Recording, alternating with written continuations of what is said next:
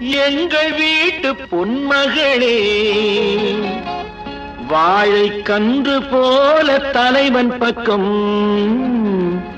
நின்றிருக்கும் குலமகளே,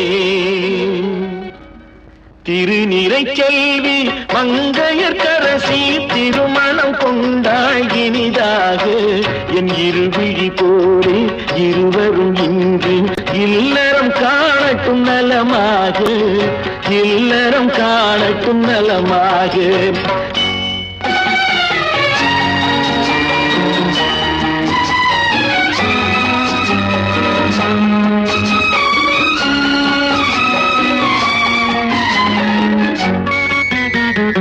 மஞ்சள் குங்குமம் மலச்சூடி மணமகள் மேடையில் அங்கிருக்க, நெஞ்சம் நிறைய வாழ்த்துக்கள் ஏந்தி